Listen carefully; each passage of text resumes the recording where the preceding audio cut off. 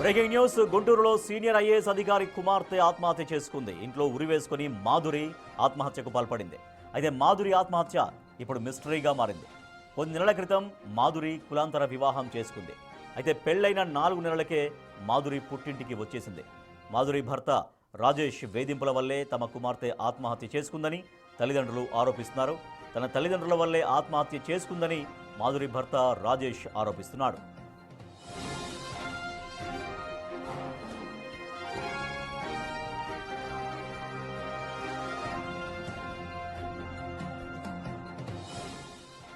తన భార్య మృతిపై తనకు అనుమానాలు ఉన్నాయని మాధురి భర్త రాజేష్ అంటున్నాడు. మాధురికి వాళ్ళ అమ్మ వాళ్ళు అబార్షన్ చేయించారన్నారు. దాంతోపాటు మాధురిని చంపేందుకు చూస్తున్నారని తన భార్య తనకు 3 రోజులకు ముందే మెసేజ్ చేసిందని ఆమె చేసిన మెసేజ్లను రాజేష్ బయటపెట్టాడు.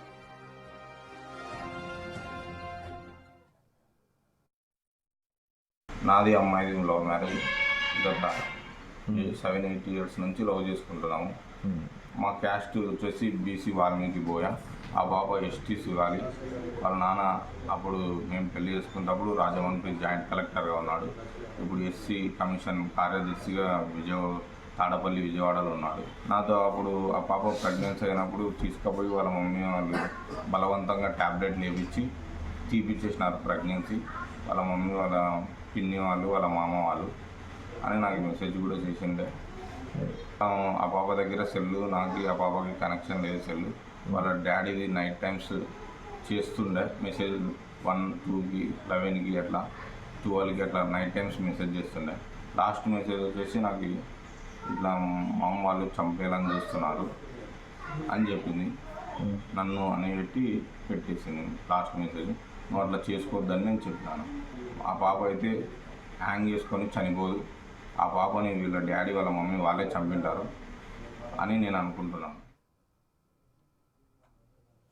తన దగ్గర నుంచి మాధురిని తన తల్లిదండ్రులు బలవంతంగా తీసుకెళ్లారని రాజేష్ చెబుతున్నాడు. తన దగ్గర నుంచి తీసుకెళ్లిన తర్వాత తనను చిత్రహింసలకు గురి చేశారని 15 రోజుల క్రితమే తనకు చెప్పిందన్నారు. తన భార్య సూసైడ్ అయితే చేసుకోదు, తన తల్లిదండ్రులే చంపేసి ఉంటారు అని మాధురి భర్త రాజేష్ అనుమానం వ్యక్తం చేస్తున్నాడు. నా భార్య అక్కడికి విజయవాడ తాడేపల్లికి ఫస్ట్ రాజమండ్రి పోయింది. అక్కడ నుంచి విజయవాడకు వచ్చినామని కూడా నాకు మెసేజ్ చేసింది.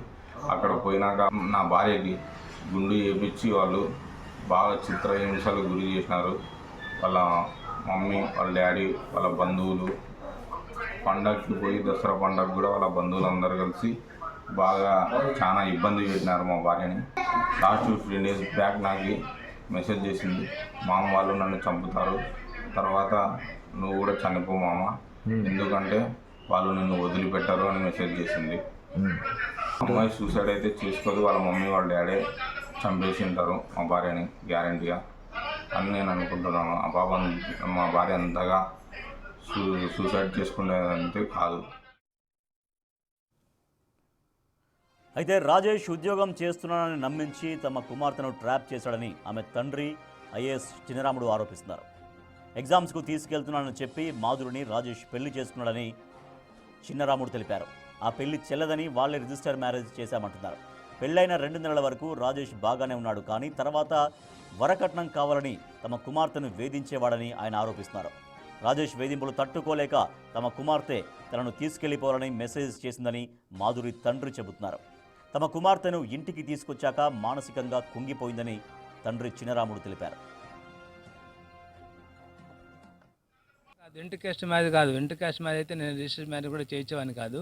వాళ్ళు సుఖంగా ఉండాలనే ఉద్దేశంతో నేనే అసలు వాళ్ళు మ్యారేజే వద్దని అన్నారు. వాళ్ళు మహానందిలో అన్ఆథరైజ్డ్ మ్యారేజ్ చేసుకునే దానికి కూడా ఎప్పుడు కూడా వీళ్ళు మోసం చేస్తాడని ముందు కూడా మాకు తెలియదు. తర్వాత ఆడ లోకల్ ఎంక్వైరీ చేస్తే వీడు ఇంకో అమ్మాయిని కూడా ఇలా చేశాడని తెలిస్తే మేము sub register marriage registration marriage కూడా చేయించి సుఖం ఉండని చెప్పి అది కూడా పెళ్లి కూడా చేస్తా అన్నాం. నేను పోలీసు వాళ్ళ సమక్షంలో, నంద్యాల పోలీసు సమక్షంలో నేను మ్యారేజ్ కూడా చేయిస్తాను, ఫంక్షన్ పెట్టుకుందామని కూడా పదే అడుకోవడం జరిగింది. వాళ్ళు పెద్ద మనుషులు చెప్పి అడగడం జరిగింది, వాళ్ళని కూడా అడగడం జరిగింది. కానీ వాళ్ళు వాంటెడ్లీ ఇలా చేస్తే నేను సమాజంలో మళ్ళీ అమ్మాయిని పెళ్లి నా భార్యని స్వీకరించుకొని పోషించాలి చేయాలనే కాన్సెప్ట్ ఉంటుందని ఉద్దేశంతో వాడు ఎప్పుడు యాక్సెప్ట్ చేయలేదండి. అంత రిజెక్ట్ చేసుకోండొచ్చు. ఎందుకంటే అలవాటు పడిపోయినాడు ఇలా చేయడము, ఆస్తిపాస్తి దోసేసుకోవడము, బాగా ఎంజాయ్ చేయడము, ఇంకా ఊర్లలో ఇంకా ఎవరు సరిపడకపోతే వాళ్ళ బండ్లు తీసుకుపోయి కాల్చడము, ఎటువంటి అంటే క్రిమినల్ మైండ్ అన్నమాట, క్రిమినల్ థాట్ అంతా. అంటే అటువంటి వాడిని అటు సమాజంలో బయట తిరగనీయకూడదు, వాడిని అరెస్ట్ చేయాలి. వీలైతే రౌడీ షీటర్ కేసు పెట్టాలి. అటువంటి సమాజంలో ఉంచకుండా. తమ అమ్మాయిని ప్రేమ పేరుతో ట్రాప్ చేశాడని మాధురి తల్లి చెబుతోంది. మాధురిని పెళ్లి చేసుకున్న తర్వాత తన ఇష్టపూర్వకంగానే రాజేష్తో వెళ్తున్నానని పోలీసుల ముందు చెప్పేలా తమ అమ్మాయిపై ఒత్తిడి చేశాడంటోంది. ఇష్టం లేని పెళ్లి చేసుకుని మోసపోయారంటూ తమ ముందు మాధురి బాధపడేదని మాధురి తల్లి ఆరోపిస్తోంది. నా కూతుర్ని ఒక అబ్బాయి మోసం చేశాడండి. ఆ అమ్మాయి లవ్ ట్రాప్లో పడిపోయి ఆ అబ్బాయితో వెళ్ళిపోయిందండి. ఆ అబ్బాయి ఉద్యోగం ఉంది, అది ఉందని, ఉద్యోగం ఉంది, మనం లవ్ చేసుకున్నామని చెప్పేసి వెళ్ళాడండి. కానీ అమ్మాయికి తెలియదు ఆ అబ్బాయి మోసగాడని. సరే అని ఆ అమ్మాయి నేను ఆ అబ్బాయిని లవ్ చేశాననే వెళ్ళిందండి. కానీ తర్వాత తెలిసిందండి మమ్మల్ని ఎదిరించి మ్యారేజ్ చేసుకుందండి. సరే అని 3వ రోజు మేము కూడా రిజిస్ట్రేషన్ మ్యారేజ్ చేయించామండి. అది అనాథరజేడు అయితే మేము మళ్ళీ మ్యారేజ్ చేయించాము, రిజిస్ట్రేషన్ మ్యారేజ్ చేయించాము. ఆ తర్వాత మా అమ్మాయితో మాట్లాడాలంటే 10 సార్లు ఫోన్ చేసినా అమ్మాయితో మాట్లాడనిచ్చేవాడు కాదండి. మాకు అమ్మాయి అంత మోసం చేసిందని మేము అనుకోలేదండి, చేస్తుందని. మా అమ్మాయిని అలా పెంచలేదండి. కానీ వాడు అలా మోసం చేశాడండి. ఎందుకు వీళ్ళు చాలామందిని తీసుకొచ్చాడండి. అప్పుడు అమ్మాయి అడిగిందంటండి, ఎందుకు వీళ్ళంతా అంటే మన కోసమే వచ్చారని చెప్పిందంటండి. అంతమంది ఎందుకు రావాలి అని అంటే మనకు సపోర్ట్గా ఉండడానికి. నువ్వు పిఎస్లో ఏదైనా రాంగ్ స్టెప్ వేసావంటే, అదే మీ అమ్మ నాన్నకుతో వెళ్తానంటే వీళ్ళందరూ వచ్చిన వాళ్ళందరూ కూడా చాలా ఇబ్బంది పడతారు. నువ్వు ఒకటే మాట మీద ఉండాలి, నువ్వు ఇంకా వేరే మాట మాట్లాడకూడదు. నేను వచ్చేస్తున్నాను, నేను ఇష్టపడుతున్నాను, నేను లవ్ చేస్తున్నాను కాబట్టి వాడితోనే వెళ్ళిపోతాను, నేను మీతో రాను అని ఒక్క మాట మీదే మొత్తం నీ మీదే ఉంది, నీ మాట మీదనే ఉంది అని చెప్పేసి అన్నాడంటండి. రాజేష్ వేధింపుల వల్లే తమ కుమార్తె ఆత్మహత్య చేసుకుందని మాధురి తల్లి ఆరోపిస్తోంది. తమ అమ్మాయిని ప్రేమ పేరుతో మోసం చేశాడు అంటున్న కుటుంబ సభ్యులతో మా ప్రతినిధి Rajesh face to face. IAS అధికారి రాముడు కుమార్తె మాధురి ఆ అనుమానాస్పద స్థితిలో మృతి చెందడం కలకలం రేపుతుంది. రాజేష్ నాయుడుతో వివాహం జరిగిన తర్వాత నిన్న మృతి చెందడం ఇప్పుడు కలకలం రేపుతున్నటువంటి నేపథ్యంలో ఆమె తల్లి ఉన్నారు, తల్లిను ఆ సోదరుడు ఉన్నారు. మాట్లాడదాం. అమ్మ, అసలు ఏం జరిగింది? రాజేష్ నాయుడుతో వివాహం ఎలా జరిగింది? వాళ్ళకి పరిచయం ఎలా ఏర్పడింది? అసలు వాళ్ళకి ఇన్స్టాగ్రామ్లో జరిగింది అన్నట్టు, మొబైల్ ద్వారా చాటింగ్ ద్వారా వాళ్ళ పరిచయం ఏర్పడిందంటండి. మాకు తెలియలేదండి. నేను ఒకసారి చూసి అడిగినప్పుడు మాత్రము ఆ అబ్బాయి మన ఊరు అబ్బాయి, జస్ట్ ఇన్స్టాగ్రామ్లో చాటింగ్ చేస్తున్నాడు అని చెప్పి. ఏ ఊరు అబ్బాయి అంటే? ఏ ఊరు? మా ఊరే అబ్బాయి అండి, బుగ్గాన్పల్లి, బేతంచెర్ల మండలం, బుగ్గాన్పల్లి, నంద్యాల డిస్టిక్. మా ఊరే అబ్బాయిది కూడా. ఆ అబ్బాయి ఎవరు అని చెప్పేసి అంటే ఆ అబ్బాయి మన ఊరు అబ్బాయి, ఆ అబ్బాయి జస్ట్ చాటింగ్ అని చెప్పేసి అందండి. అవునా, అయితే ఇలాంటి అంటే అమ్మాయిలమ్మ, మనం ఎవరు పడితే వాళ్ళతో చాటింగ్ చేస్తే వాళ్ళు ట్యాప్ చేస్తారు, మనం మోసపోతాము, వాళ్ళు ఇదే అదునుగా చేసుకుంటారు, అలసుగా చేసుకుంటారు, చూసుకుంటారంటే లేదు మమ్మీ జస్ట్ చాటే. ఇంకా నేను చాట్ చేసేటప్పుడు మీకు చెప్పిందండి మీ పాప? చెప్పలేదండి. చెప్పలేదండి. చాట్ చేస్తుంది నంద్యాల అని చూశానండి, నేను చూశాను. ఏదో చాట్ చేస్తూ గబాలన సెల్ అలా పెట్టేసి పక్కకి వెళ్తే వెంటనే పట్టుకున్నానండి. ఏంటి చాట్ చేస్తున్నావు ఏంటి అని అంటే అంతలో హాయ్ హాయ్ అని చెప్పేసి మాట్లాడుతున్నారండి. ఎక్కడున్నావు ఏంటి అని చెప్పేసి అంతేనండి. తర్వాత ప్రేమ ఎప్పుడు మొదలైంది వాళ్ళకి? ఆ ప్రేమ ఎప్పుడు మొదలైందో మాకు తెలియదండి. వాళ్ళు పెళ్లి చేసుకున్నప్పుడు పోలీస్ స్టేషన్లో చెప్పడం మాత్రము ఆ అమ్మాయితో చెప్పించారంటండి. 5 years అయింది మన లవ్ అని చెప్పేసి చెప్పించాడు. పెళ్లి చేసినప్పుడు మీరు వెళ్ళలేదు అక్కడికి? వాళ్ళు పెళ్లి చేసుకున్నారు, వాళ్ళు ఆ అమ్మాయిని తీసుకెళ్లి పెళ్లి చేసుకున్నారండి. కడప నుంచి తీసుకెళ్ళి మేము ఎగ్జామ్ కోసం అని వెళ్ళాము. సీక్రెట్గా నైట్ 12:30కి అలా తీసుకెళ్లారు. మార్నింగ్ ఎప్పుడో 4కో 5కో వెళ్ళి మహానందిలో పెళ్లి చేసుకున్నారండి. మహానందిలో పెళ్లి చేసుకుంటే పోలీస్ స్టేషన్కి వెళ్ళి వాళ్ళు కంప్లైంట్ ఇచ్చారంటండి. పోలీస్ స్టేషన్లో వాళ్ళు మాకు పోలీసులు ఫోన్ చేసి మీ అమ్మాయి ఇలా మ్యారేజ్ చేసుకొని వచ్చింది అని చెప్పేసి మమ్మల్ని పిలిపించారు. ఎప్పుడు మ్యారేజ్ జరిగింది?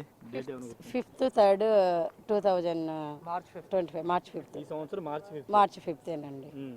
అదే అవునండి. అంటే రాజేష్ నాయుడు పెళ్ళైన తర్వాత మీరు యాక్సెప్ట్ చేశారా? వాళ్ళు పెళ్ళిని యాక్సెప్ట్ చేశారా? పెళ్ళిని యాక్సెప్ట్ అంటే సరే మన ఊరు అబ్బాయి కదా, ముందేమో యాక్సెప్ట్ చేయలేదండి. యాక్సెప్ట్ చేయలేదు అంటే మా సార్ అప్పటికి నైట్ అయింది వచ్చేసరికి. మేము చెప్పాము అసలు సరే ఇలా చేసుకున్నాను అంటున్నావు కదా, ఓ 2 రోజులు ఆగు, మనం మాట్లాడుకుందాము, నువ్వు పెళ్ళి అంటున్నావు కదా, 2 రోజులు మాట్లాడి ఏదో డిసైడ్ చేసుకొని చేపిద్దామని చెప్పేసి అన్నామండి. ప్రస్తుతానికి మాతో రా అని చెప్పేసి మేము అడిగామండి. కానీ అమ్మాయి రాలేదండి. నేను వాడిని లవ్ చేశాను కాబట్టి నేను రానని చెప్పేసి అందండి. వాడు అప్పటికి చాలామందిని పోగేసుకొని, వాళ్ళ సంఘం వాళ్ళందరిని పోగేసుకొని ఈ అమ్మాయితో చెప్పించాడంటండి, వీళ్ళందరూ మన కోసం వచ్చారు, నువ్వు ఒక్క మాట మా నీ పేరెంట్స్తో వెళ్ళిపోయావంటే నీ చాలా ప్రాబ్లంలో పడతావు, మీ ఫ్యామిలీ అంతా చాలా ప్రాబ్లంలో పడుతుంది, నీ మాట మీదే, నీ ఒక్క మాట మీదే ఈ పిఎస్లో నీ ఒక్క మాట మీదే అంతా నడుస్తుంది, ఇంతమంది నీ కోసం వచ్చారు, మన కోసం వచ్చారు, ఇంతమంది ప్రాబ్లంలో పడతారు. మరి ఎప్పుడు మీ పాప మ్యారేజ్ మీరు ఎప్పుడు యాక్సెప్ట్ చేశారు? పాప మీ దగ్గరికి ఎప్పుడు వచ్చింది? యాక్సెప్ట్ అంటే నెక్స్ట్ 7th మేము రిజిస్ట్రేషన్ మ్యారేజ్ చేయించామండి. అవునండి, వాళ్ళు చేసుకున్నది మ్యారేజ్, అది చెల్లదని చెప్పారండి. మానందిలో మ్యారేజ్ చేయట్లేదు. ఫ్యామిలీ మెంబర్స్ కూడా వచ్చారా మ్యారేజ్ రిజిస్టర్ మ్యారేజ్కి? ఫ్యామిలీ మెంబర్స్ అంటే వచ్చారండి, వాళ్ళ అక్క, వాళ్ళ బావగారు, వాళ్ళ అక్క బావగారు. వాళ్ళ అమ్మ నాన్న రాలేదా? వాళ్ళ అమ్మ రాలేదండి. వాళ్ళమ్మ విడో అండి, వాళ్ళ నాన్నగారు లేరు. వాళ్ళమ్మ రాలేదండి. వాళ్ళ అక్క, బావ, ఇంకొక అతను శివశంకర్ అనే అతనే మొత్తం నడిపించాడండి. అతనే తీసుకెళ్ళి వాళ్ళ ఇంట్లో పెట్టుకొని, బీసీ సంఘం వాళ్ళంటండి. ఇప్పుడు తాడేపల్లి ఎన్ని రోజులు అయింది వాళ్ళు వచ్చి మీ దగ్గరికి? అబ్బాయి రాలేదండి, అమ్మాయి నాకు మెసేజ్ చేసిందండి 2 months బ్యాక్. ఏమని, మమ్మీ నేను ఇక్కడ ఉండలేకపోతున్నాను, ఇంటికి వస్తాను. నంద్యాలలో ఉన్నారు ఇప్పుడు వరకు? నంద్యాల నుంచి ఫోన్ చేసి ఊర్లో సిమెంట్ నగర్లో ఉన్నారండి. సిమెంట్ నగర్లో ఉన్నారు. సిమెంట్ నగర్లో ఉన్నామని చెప్పిందండి. అతను వచ్చేసి నీకు ఎవరు వద్దు, నాకు ఎవరు వద్దు అని చెప్పేసి చెప్పాడు. కానీ లాస్ట్ చూస్తే పోయి వాళ్ళ ఇంట్లో పెట్టేసుకున్నాడు. సో అమ్మాయి వాళ్ళ దగ్గర ఉండిపోయింది. నువ్వు నేను తప్ప మన ఇద్దరు హైదరాబాద్లో ఉందాము, నువ్వు నేను తప్ప నాకు జాబ్ ఉంది, నేను నీకు ఇంకా హైయర్ చదువులు చదివిస్తానని చెప్పేసి అన్నాడంటండి. పాప ఏం చదువుకుంది అప్పుడు? పాప బీటెక్ అండి. బీటెక్ కంప్లీట్ అయిందా?